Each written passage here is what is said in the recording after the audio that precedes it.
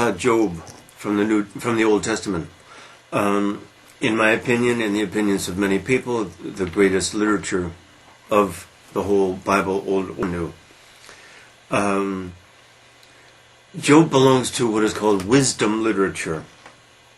Wisdom literature was literature common to the whole Fertile Crescent, that is from Mesopotamia down through to Egypt, because that was in many ways one culture. The spread of ideas, of literary genres, of thinking was rapid through that area because commerce was very active through that area too. So wisdom literature is common to the whole Fertile Crescent. Now, wisdom literature is a little different from the other literatures of the Old Testament, what we call the Old Testament. It emphasizes wisdom. There's certainly no wisdom emphasized in the other books of the Old or New Testament. The other works of the wisdom literature are Proverbs, most Proverbs, Ecclesiastes, which is most noteworthy, and various Psalms. Various Psalms are called wisdom Psalms, specifically if they mention wisdom. The term wisdom literature suggests Hellenistic influence. But Job was probably not the work of a Hellenistic thinker, probably. As I remember, but it's very hard to date Job. Some will date it as early as the 6th century BCE, others as late as the 3rd or even 2nd. And the difference really is the estimate of Hellenistic influence. Okay, here we go. Lots of problems because one thing, the text is very corrupt, meaning unreliable, has had a hard transmission through time. Second problem is that the first 2 chapters are written in prose. They're called the Prologue. And the final chapter, which is almost less than a chapter, the Epilogue, is also written in prose. And these seem to tell one story, but the rest, the internal chapters, 3 through 41, are all written in poetry. And people say great poetry. Now, let me tell you about the prologue first. Many problems here. Okay. The book opens with God, Elohim, the Old Testament, the other major name for God in the Old Testament, Yahweh and Elohim. God is in his heavenly council. And along comes the Satan. Now, we have to resist the temptation to think that this is our later legendary, or semi-legendary. He's the tempter in the New Testament stories. I guess in Luke, I think. But he's not the same as the Prince of Evil. It's clear that he's a member of the heavenly council. And the Lord, Elohim, greets him as such. Where have you been? Wandering up and down the world. And then Satan says, do you know Job? And God says, my servant. Yes, he serves you. No wonder he serves you, because he's very wealthy. By the way, insert something here. Job was the name of one of the traditional 7 ancient wise men of the whole Fertile Crescent. Semi-legendary, no doubt, but maybe some reality in his existence, of his existence. Anyway, so he was very wealthy, had many herds of cattle, sheep, horses, blah, blah, blah, blah, much land. And 10 children. Okay, he was very prosperous. So the Satan says, yes, no wonder he serves you, because he doesn't want to lose what he has. Remember that, because that's important. If you take away all of his material possessions, we'll see how much he serves you. Go ahead. So one day Job is dining with his friends, and messenger after messenger arrives saying, "You've lost everything. You've lost all your herds. You've lost everything." Job basically sits in the dust, but he says, I will still praise the Lord. So the Satan then talks with God, and Satan says, okay, he still serves you, or he will not curse you, but what if he should lose his health? And God says, okay, but just don't kill him. Okay. So then Job one day becomes very sick. Oh, by the way, he lost all his children. He didn't lose his wife, though, by the way. It's interesting. Lost all his children, too. And then he loses his health. His whole body is covered with boils. And it's so painful that he can't even wear clothes on the boils. And Mrs. Job comes by, and obviously Mrs. Job, like any wife, blamed Job for what happened. And she says, "Curse God and die." A favorite passage of mine. Okay, so then Job has hit, as we say, rock bottom. Now, his three friends come by. Zophar, Bildad, and Elias. They come to commiserate with him. That's the word we'd like to use. But out of respect, they wait a week, and they just sit and watch Job and let him try to deal with his pain. Then they break their silence, and they start talking to Job. And it should be pretty clear right away what their message is. Their message is, for this misfortune to have befallen you, you must have done something pretty terrible. And Job's message consistently is, no, I don't think I have done anything terrible. Let's backtrack. Actually, it's the first 3 chapters that are in the prologue. Because chapter 3, verse 25 is very important in my opinion, in many opinions. Because Job says, when these terrible things happen, I had a feeling that something terrible would happen.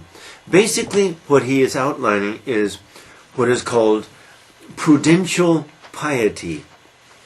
Prudence, piety. No doubt it's the most dominant one in the world. And prudential piety is, dear God, you see me. I'm praying. I'm fulfilling my obligations. I give to the poor. Don't hurt me. Please don't hurt me. And that's what chapter 3, verse 25 is. Job says, I knew something like this would happen. And in fact, for the first time I realized that Satan said pretty much the same thing. Because the Satan says, yes, of course he serves you because he has vast wealth and prosperity. But if you take that away from him, So it's as if Job had been the religious man that he was in hopes of avoiding misfortune. If you think that's a good form of piety, I wonder what the nature of your religious level is. Dear God, you see me praying. Don't take away my possessions. And in fact, I'd kind of like to have a Mercedes next month. And I'd kind of like to have a summer home. If that's the level of our religious faith, then it's a joke. Okay, prudential piety. So, clearly, this was Job's motivation. Love of God? Trust of God? No. Just, dear God, don't take away my possessions or my health, by the way. Okay, so his 3 comforters, his friends, all say the same thing. In fact, it's impossible to distinguish among these 3. They all say the same thing.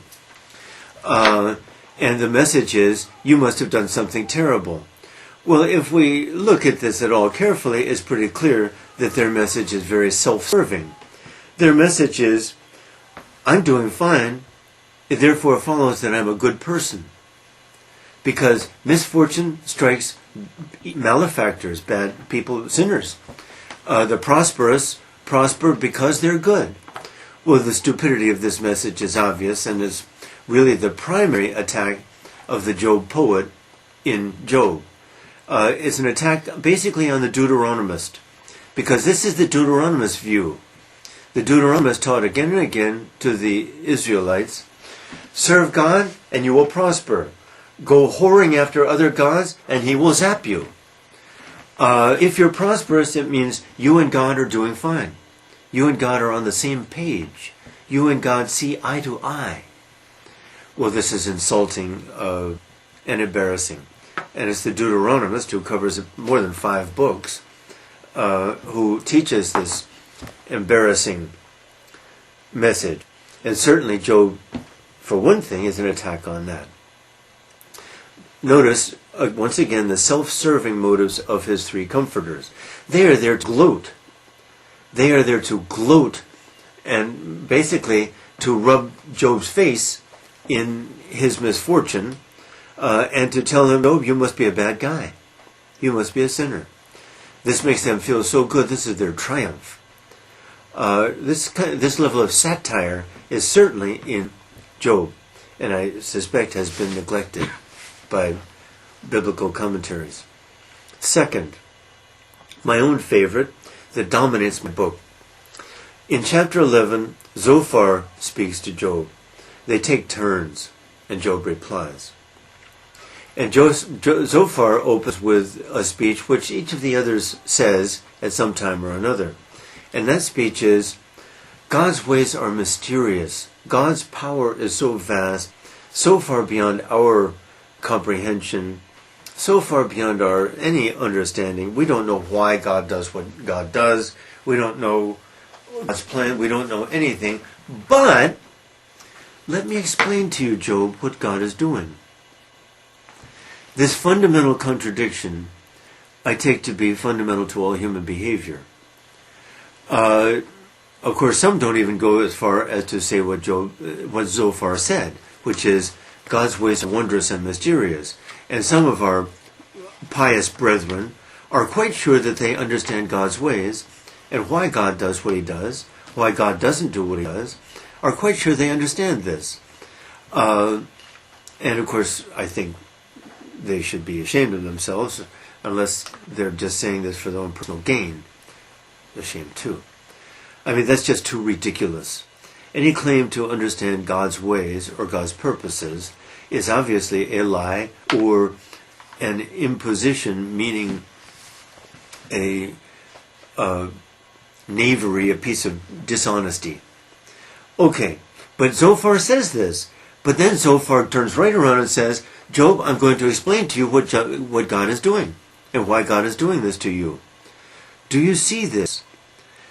This is basic to all human enterprise. Science, for example, is thoroughly Zopharistic. The great scientists will all say, okay, we're surrounded maybe by 2 infinites. We will never see all of that, the infinitely large. We'll never see the infinitely small either. We seem to make little steps in that direction, but infinite does mean infinite, doesn't it? Therefore, we will never really know with certainty anything at all, just on that one basis. And there are many other bases too. The universe is mysterious. We need black holes and dark matter and dark energy to try to explain what we try to explain, or what scientists try to explain. If a scientist is asked what matter is, the scientist will say particles of light and dust, or some such thing as that. Therefore, it follows that this object is an illusion. It's a collection of particles of light and dust, energy if you like, or choose your term, I don't care, but it's not what it seems. So the great scientists all will tell us, no, reality as we see it is not at all reality. To imagine that we control reality is absurd because we don't have really much idea what reality is. Okay, so the great philosophers will tell us the same thing. All very nice what we see and what we think we see, but ultimate reality is something quite different. And the mystics, of course, will tell us the same thing. So, all attempts to say what is real are somewhat silly compromises. That is, let's agree to say that this and this and this are real. Let's agree to say that this scientific law, this mathematical principle, and so forth are real and describe reality. We can't quite know that, but it seems to work practically, and that is all human enterprise right there. Absolute knowledge of nothing. And if we did find something, we couldn't even describe it in our words, in our language. So it's really quite silly. Now, but do scientists claim to discover this law, this principle, this explanation of reality? Of course they do. Zophars. So even science is Zopharistic. Religion, of course, is Zopharistic. It's hard not to be a Zophar, because Zophar's initial principle is almost impossible for human beings to, not to grasp it. We grasp it sporadically, intermittently. Every once in a while, I, who have a 700-page book on this subject, I feel like I grasp and fully accept, though these are only words, but what does fully mean? I think I grasp and accept the fact that we know absolutely nothing. But then I get up to go to the refrigerator, and then I pour myself a drink or whatever, and of course I'm right back in my Zopharistic world. We have to survive practically. Now, that's Zophar, that's chapter 11. Now, Job gets pretty heated in his discussion of his own righteousness. And he goes so far as to say, I'm innocent. And if I could meet God in court, I would argue against God my innocence and show my innocence to God. Okay. Job has his admirers, and his admirers are mostly poetic types, whom I attack. Poetic types who admire his passion, his burning sincerity, his passionate response to experience and to experience, not to God. Nonsense. What Job commits is something very much more serious of a sin than any he'd ever thought of committing before, because basically what he says is, God is wrong and Job is right. Well, if God is wrong and Job is right, then Job must be God. That depth of absurdity is a much greater depth of absurdity than the one he had reached before, which was just the pusillanimous, the cowardly, dear God, you see me praying, don't hurt me, and don't take away my possessions either. This is much lower, much more pathological. I'm God, is basically what he says. Okay. In about chapter 28, a fourth mysterious speaker arrives, Elihu, who sings in praise of wisdom, not related to the other three. So who knows why Elihu is in there. But Elihu doesn't even seem to know Job anyway, so this is just an insertion by somebody, by one of the scribes, I assume. Then in chapter 38, 39, 40, and 41, we get the high point. One of the high points of the Bible. It's a little long, I admit. The message is short, though. God, Elohim, speaks out of the whirlwind. Out of the whirlwind. We should imagine something pretty scary. Power and invisible, too, by the way. But it has a voice. So even the Jobian poet, as he's called, anthropomorphizes. That is, makes God into something kind of resembling us. At least God doesn't have our form, maybe, but God has our voice and speaks our language. But poets can get away with this, and the Jobian poet is the most brilliant possibly of all poets, period. So we'll grant him this. But to anyone who presents God as speaking is either a fool or a liar. Period.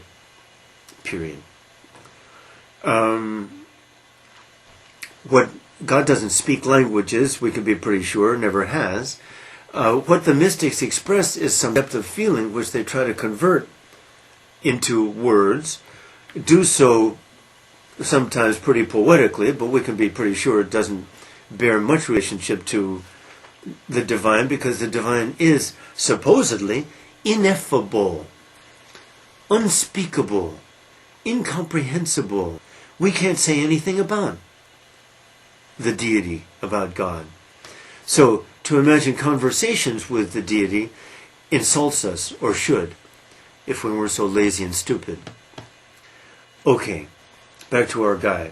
So basically, Elohim speaks out of the whirlwind and he says, Job, where were you when I created the universe? Where were you when I put the stars in the sky? Where were you when I made the oceans and the winds and the seasons and the sun, of course, and everything else? I must have forgotten to ask you, Job. Of course, this is, or should be, our final religious experience, our ultimate religious experience. By the way, I have a joke about this. One of the fallacies of logic is an argumentum ad hominem, an argument at the man. That is, you say, you believe that this and this and this, and I say to you, you're an ass. Well, I haven't attacked the argument, I've attacked you as a person. This is precisely what God does to Job. Because Job says, show me where I'm wrong, show me what I've done wrong. And Job's answer is God's answer basically is, you're an ass. You're an ass. You understand nothing. Ad hominem. Pretty cute. Okay. So on and on goes Elohim about Leviathan, the whale, I guess, and some of the other crocodiles, and the wonders of nature, and the wonders of the animal's kingdom, and the wonders of blah, blah, blah, blah, blah. Very repetitious. Maybe the poetry is beautiful in the original, but it's long-winded too. Job's response, he says, I repent. I repent. I'm sorry. I misspoke.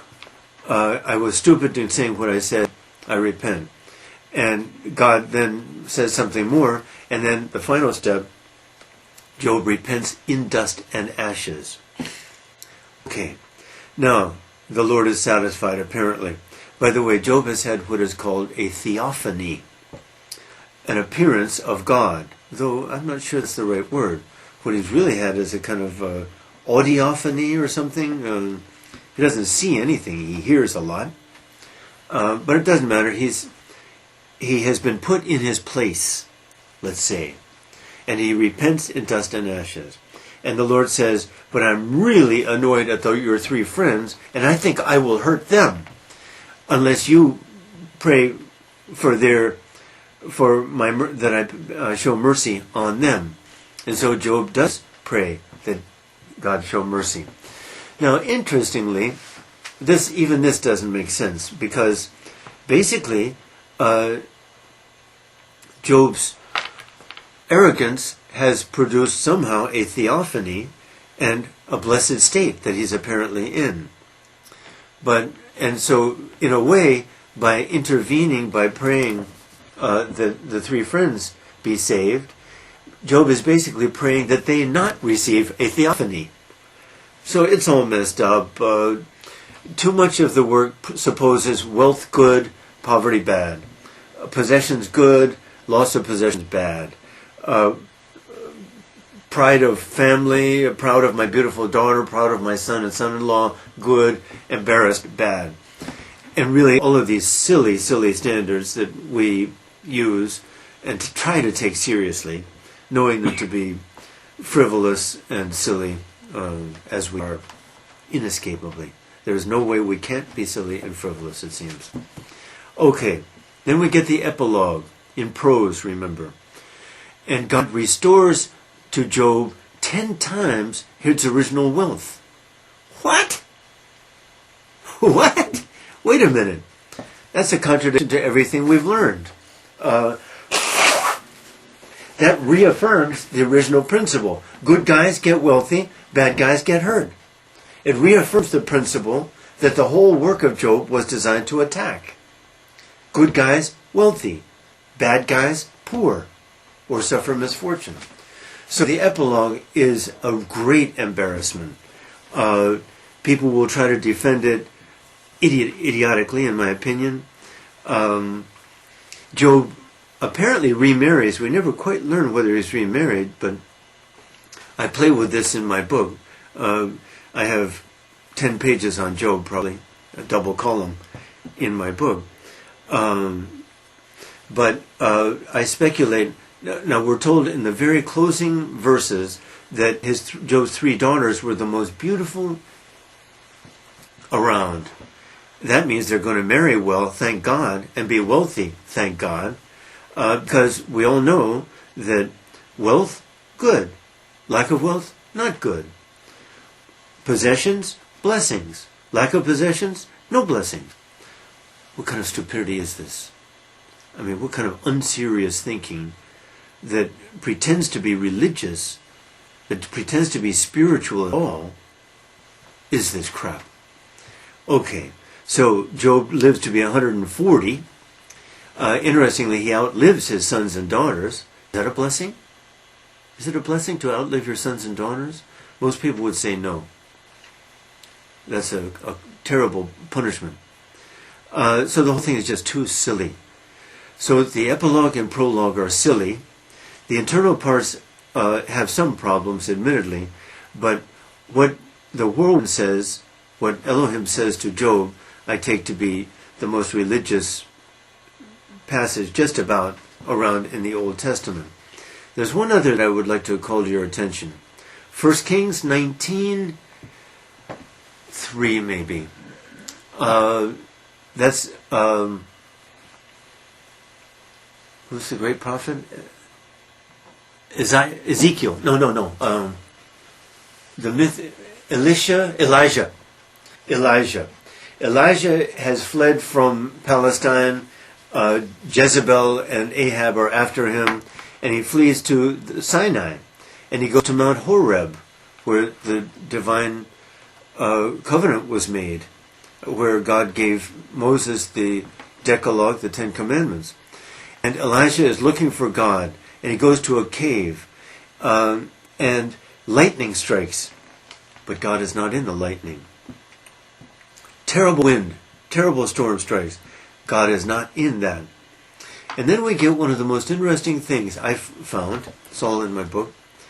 The King James Version translates this as Elijah hears a still small voice. But according to Samuel Tarikian, great biblical scholar, Jewish scholar, what it really means is absolute silence.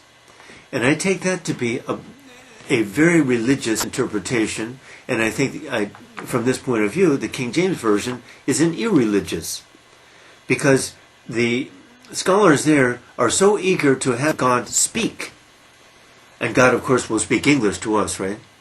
But he speaks Korean too. Don't worry, God is a linguist. All this is the silliest level of thinking. So I'm saying that these two passages, Elohim speaking out of the whirlwind to Job, not what he says, but the ultimate message, that we know nothing. We cannot conceive of anything.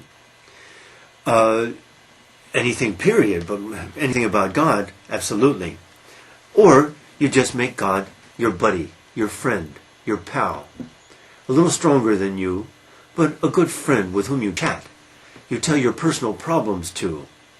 You ask for blessings like more money, a nicer car, a higher social position, serious things like that. I'm pouring scorn on this because I think it deserves scorn, and from a religious point of view, certainly deserves scorn. But remarkably, how the religious lapse into this thinking. It's almost impossible not to. A religious person who has a son or daughter is very concerned about his education, social status, income, right? Number of children. I'm sorry, but religious faith should be religious faith. Religious faith should be trust. It's not trust that this or this. It's certainly not ask for this or this. It's just plain trust. Fiducia. And the painful fact is that we human beings are absolutely incapable of that trust. And so we turn to verbal prayer, and we turn to rituals and creeds and doctrines, because these we can do. We can memorize this crap, and we can convince ourselves that this is exactly what God is interested in. Sorry, but it's all verbal nonsense. And everything we say, I'm afraid, is nonsense. The only religious stance is trust. Thy will be done. And even that thy is a little suspicious. That thy means you're my buddy, right? And even that word will doesn't mean much. Because we're converting once again the unknowable into our human likeness. Thinks like us, acts like us, talks like us, has the same values we have. We should be ashamed. All institutional religions are an embarrassment. All religious statements are an embarrassment. And we should be ashamed. Now, of course, our excuse is revealed religion. Scriptural inerrancy. The scriptures say so. That's our excuse. And so we trust Scripture because God speaks here and there, and all kinds of nonsense. That's why I take institutional religion and even Scripture to be irreligious. Irreligious. Lacking humility. Full of human arrogance, human pretensions. That's why Job is so great. It's a great, great work of intellect. There aren't many, I would say. There aren't many. For me, in my book, the Job passage, the Elijah passage, the Vincent Starry Night, which I take to be a virtual replica of their messages, look at that power. Look at that vast power, which is just a cheap image, finally. It too is just a cheap image, not even very well painted, really.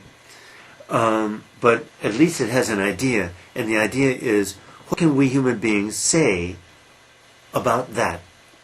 And there's that little steeple in that little village, that little French village down below. What can that little steeple say about that power?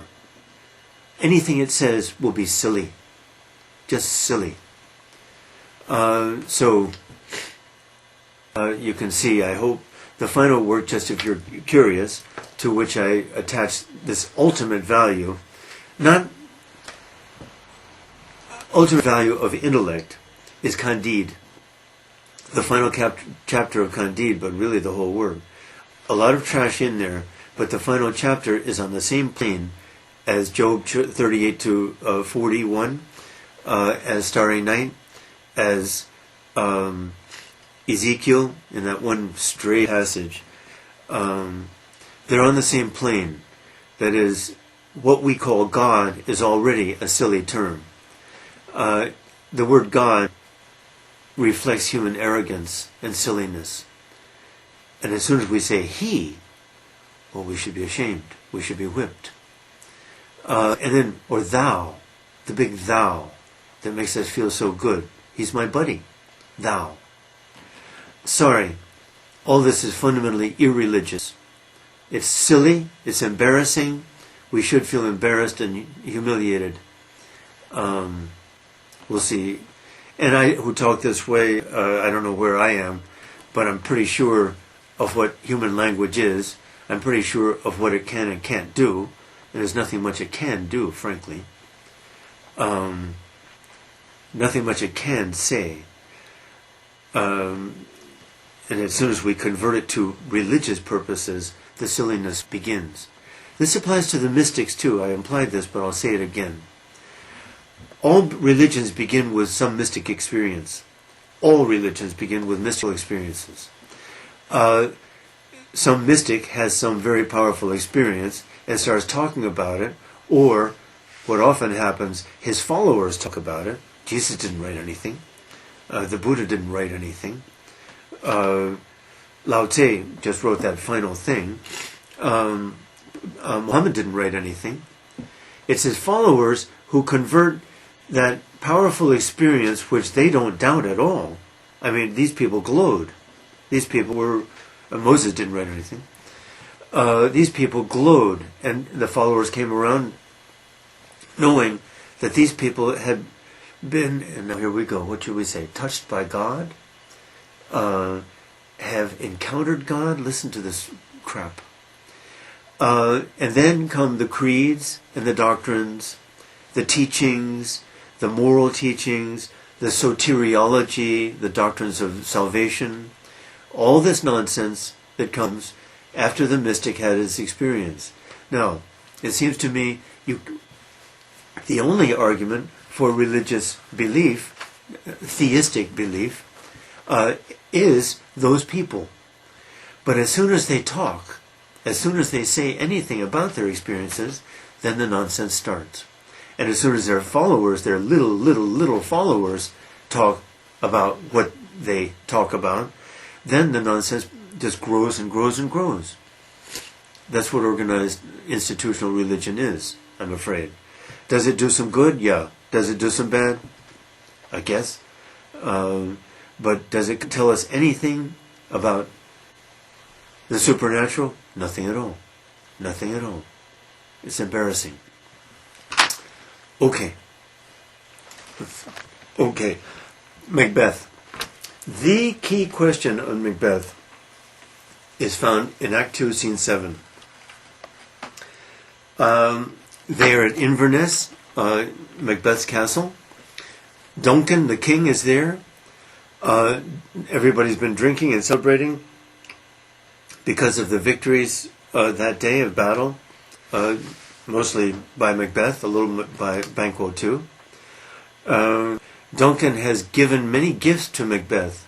He already gave him, when the Thane of Cawdor was a traitor, Duncan already made him Macbeth. Okay, our scene. Macbeth has suddenly left the table, the dinner table. It's dark, as most of the play is dark. And Lady Macbeth has left too, to find out what's wrong.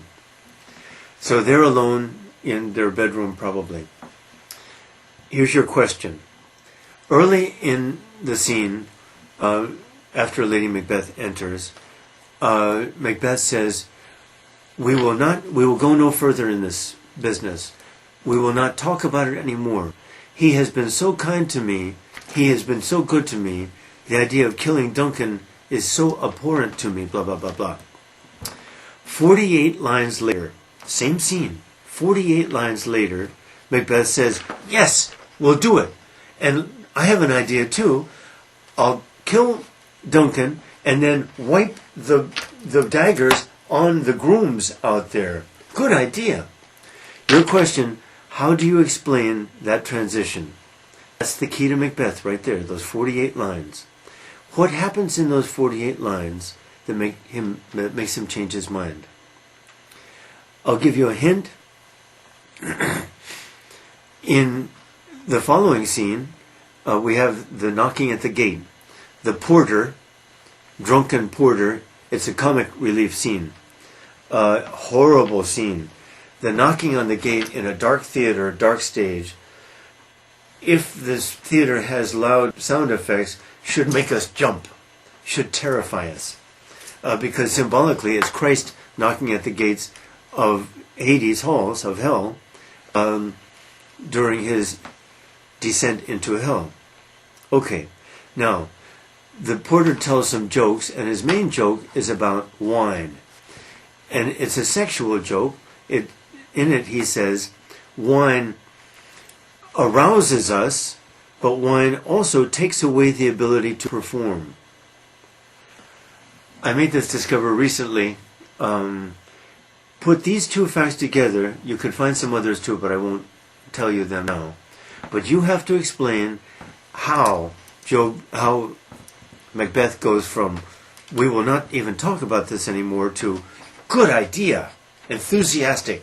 Okay, that's question number one. Now, other questions.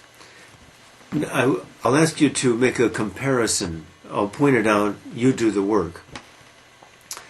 In Act 4, Scene 3, Macduff has gone to England to talk with Malcolm. Malcolm, Duncan's son, has fled to England.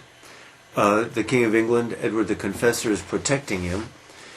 And of course, we can imagine that Macbeth has tried to lure Malcolm out many times, because Macbeth, of course, wants to kill him. So Malcolm has gained a little bit of craft, a little bit of cunning, and he doesn't just trust people who come.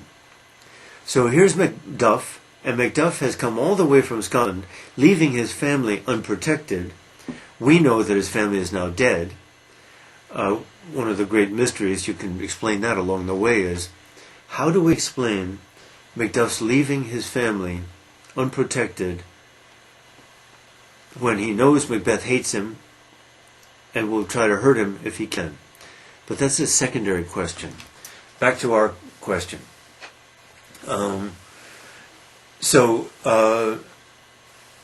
Basically they talk, and then Ross enters at the end of the scene and tells Macduff what has happened. His wife, his children, all his servants killed, massacred. Macduff, of course, can't believe it. He's almost speechless. What? And he pulls his hat down over his head. And Malcolm says, be a man. Be a man. Fight it as a man. All the wrong things to say. All the wrong things to say. Now, contrast this with Act 5, Scene 8, maybe? In any case, it's the very end of the play where Seward has helped Malcolm win the battle. And in the battle, Seward's son, young Seward, has died. Seward learns about this death. And Seward's attitude is, did he die? Was he killed from behind or in front? Did he die in frontal battle, or was he trying to run away? In other words, frontal battle. Then Seward's attitude, hard, tough guy, is, then I'm proud of his death. I will not cry for him. I will not weep for him, because his is an honorable death. And Malcolm, who has grown a lot, I'm not going to tell you what he says, but you check what he says, and contrast the two scenes, and discuss why Shakespeare gives us this contrast. I think you'll find it pretty clear, but it's a good exercise for you. Okay, now I'm going to talk about Catcher in the Rye a little bit. Wonderful book. I would say this, though. American literature is sometimes called anti-intellectual. American culture used to be called that, and I think can still be called that. And I think it's probably true, because Catcher in the Rye has no ideas at all. And I'm pretty sure, I don't know Faulkner well, but Faulkner may be our best. No ideas at all. Catcher, at least, is a wonderful, wonderful book. But there's nothing really to think about there, and that's kind of interesting. But it's a wonderful book. Okay. If I'm going to assume that you've read it. If you haven't, turn off the machine now.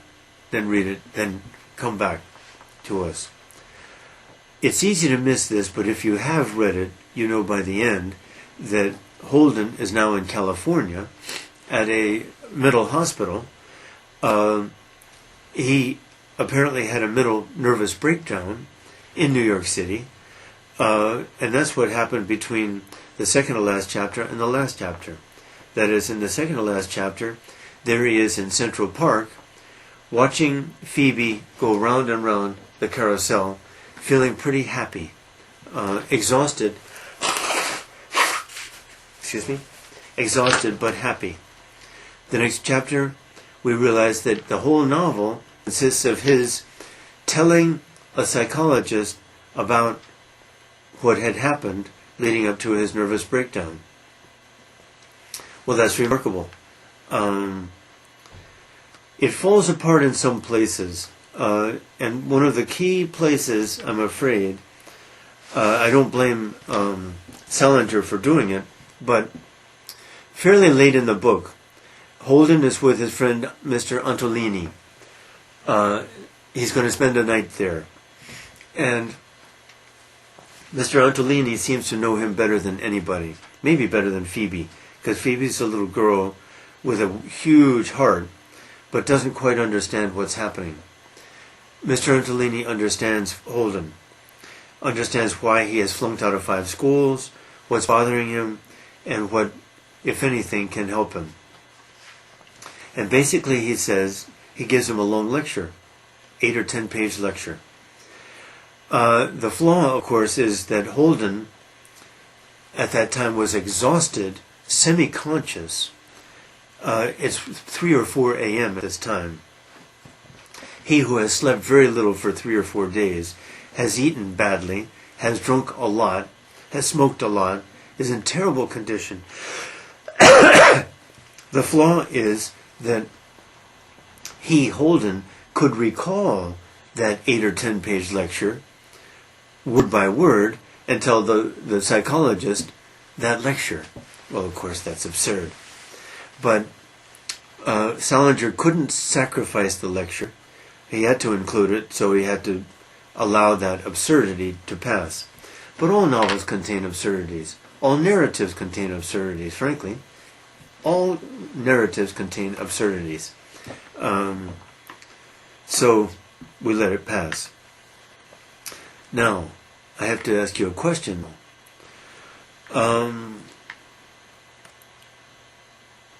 I've kind of answered it, but not entirely. Okay, I'll ask you a different question. Is Holden likable? Is Holden likable? How so? How not? Be very careful, because what you're saying, you'll be talking about yourself. You'll be revealing a lot about yourself. Is Holden likable? That's a good question. You have to cite examples, things about him you don't like, things about him maybe you do like, or you have to support your argument. That's a good question. It doesn't get to the heart of the book, but it gets to the heart of why the book is so great, I think. Okay, maybe another question. Phoebe. Wow. What happens when Phoebe comes to the Museum of Natural History with her suitcase, wearing Holden's hat that he had given her? What happens then in that great, great chapter? Why is Phoebe there? What does Holden understand by her being there? Why does Holden react the way he does? Why does she react the way she does? And how is the matter resolved? Good question. You have to read that chapter carefully, but it's one of the great chapters of literature, I assume.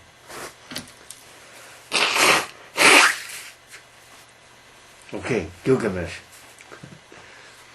For me, there are two, it really is a great story. There are two very important moments that I use again and again in my book. Well, one that I use again and again, the other I just referred to. Gilgamesh, as you know, I won't retell the story, but he's lost his friend, who really is his lover, Enkidu. He's become much more aware that he is mortal too, and he hopes to avoid death. So he goes searching for basically a way around death, to avoid death. Now, as it turns out, he actually gets the magic plant that maybe won't give him immortality, but will protect him from death, at least for a while. I don't remember the details. Somehow he drops the plant into the sea. I'm not sure details here, but you check. That plant, what is it? Who gave it to him? How does Gilgamesh lose it? And, most important, what symbolic significance may this have? If it has the kind of significance I think it has, then Gilgamesh is on the same plane as Job. Giant of intellect. Giant.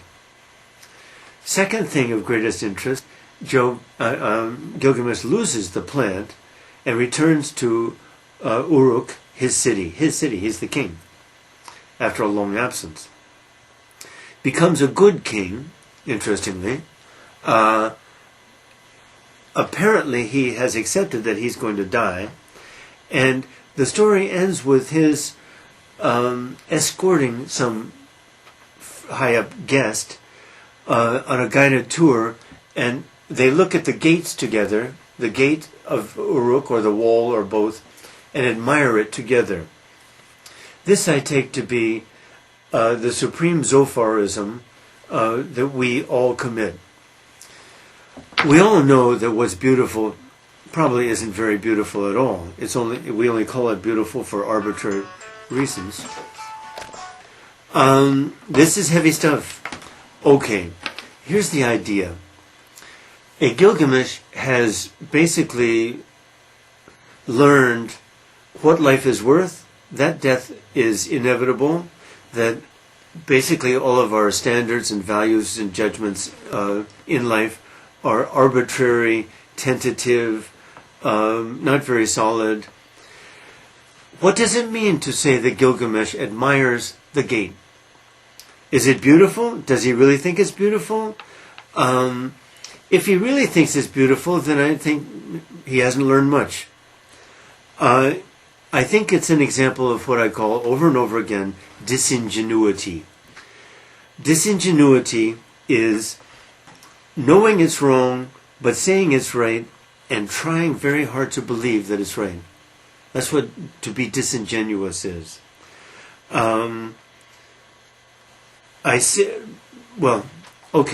This is the perfect example. Gilgamesh displays this disingenuity when he admires that gate. Really he knows that neither it nor anything else is beautiful. Really he knows that beautiful is just a word that we try to believe in, like truth, like love for that matter. Choose whatever you want. He knows that in his heart. He has had supernatural experience almost the equal of Job's. How could Job, let's switch the context a second because Job is easier. How could Job call anything beautiful? How could Job call anything true? Of course, how could Job value his herds and his wealth and his possessions and all that? He who has had a theophany with God, from God. Okay, Gilgamesh has had almost the same depth of experience. Gilgamesh admiring the gates is what we all do when we admire anything. We admire it, we try to say it's beautiful, we try to say it's true, but in our hearts, or in our minds, or what does either word mean? What does in my heart mean? What does in my mind mean? Do we have minds? Where's our mind? What is our mind? What does this ridiculous word mean? Heart, same.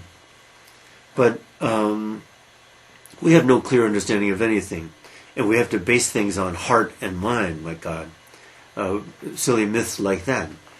So, this is what it means to be disingenuous. To make statements, try to believe in their validity, try to believe that we're telling what we really think is true, while knowing they're not true, they're not even believable. Gilgamesh standing at that gate is a good example of at least aesthetic disingenuity. That is, belief in the beauty of this or this or this, the beauty of this song, or this painting, or this woman, or this sunset, or this sunrise, or this child, or choose your thing. They're all, in the end, cultural myths that we've been taught to and tried to believe in. And so I laugh at myself for all those hours with Dr. Shin when I wept all those tears at all these works.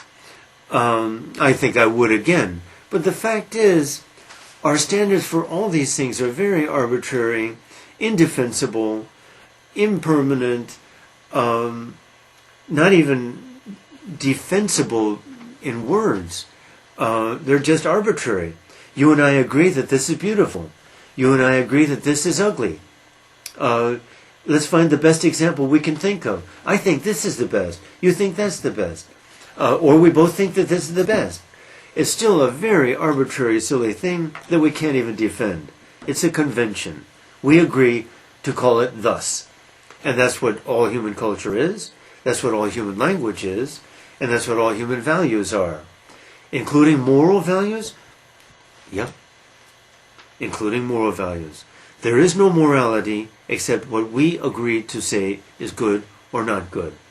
And a lot of this is corrupted by class prejudices, snobism, all kinds of prejudices, and superficiality, so that really we're not even very clear on what is good and what is bad.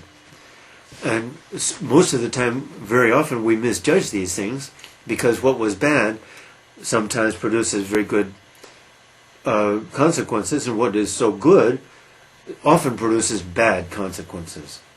So all of our arbitrary values, all of our standards, all of our little weak words, each of which is a myth, Gilgamesh standing at that gate is a pretty good example.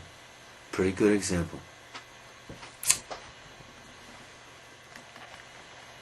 Okay. Faust. Faust is a problem. Goethe is a problem. Okay. First of all, Goethe spent 60 years writing the work. Do you expect that to be coherent? There's no way it could be coherent. The young Goethe, the much younger Goethe, and the much older Goethe. He was 80 when he died. He was 20 in his early 20s when he got the idea of Faust. Well, so of course it's going to be sprawling and inconsistent. Faust I is still a moving play.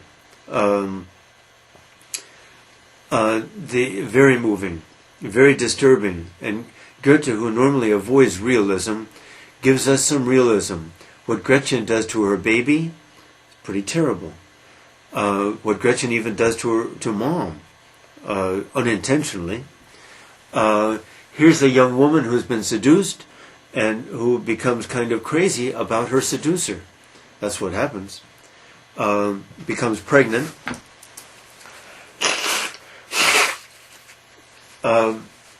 Commits suicide. Kills the baby first. Is driven to madness.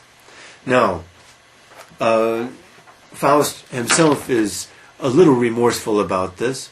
It's hard to say how remorseful he is. Not very. About as remorseful as Hamlet is about Polonius' death, I would say. And the girl loved him and gave everything she could to him. Not good. Of course, Ophelia loved him and gave everything she could to him, too. Not good. Okay, likable guys? Not in the least. Faust and Hamlet, very unlikable guys. What a contrast with Holden Caulfield, by the way. Okay. Then we get to part 2. Now, which is 3 times as long as part 1, as I recall. It sprawls.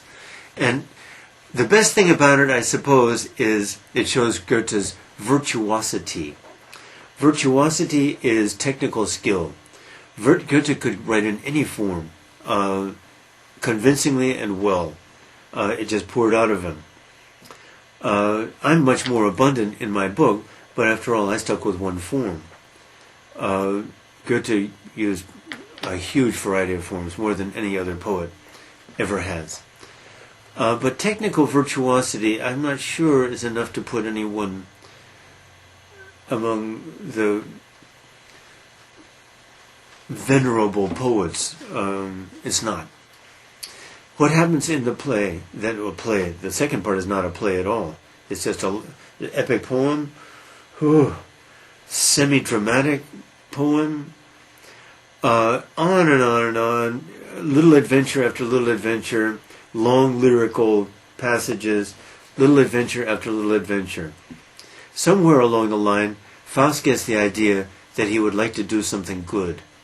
And he gets the big question, of course, is, on what grounds is Faust saved at the end? For that matter, on what grounds is Gretchen saved? The ending with its ewig weibliche, the eternal feminine. We are saved by the eternal feminine. What? It's embarrassing. But examine it. On what grounds is Faust saved? Something to do with early in part 1 when Mephistopheles makes the deal with him. The terms of the deal are the essential and maybe the best part of the whole work. That is, Faust says to Mephistopheles, I will sign your contract for my give my soul if you can ever satisfy me so much that I say, wait, I want this moment to last forever. I want to stop time. I want this, eternalize this moment. And of course, Mephistopheles can't do it, because according to Goethe, and he's probably right, we can never be so satisfied with any experience, with any human experience. From that point of view, yes, Faust did deserve to be saved, because Mephistopheles did not ever accomplish that. But I would like to know whether you think Faust should be saved based on that legal quibble, excuse me, or not. Does Faust deserve to be saved? To do that, you have to examine the whole work. Not easy. That will take you a lot of time, so I'll limit that to the only question.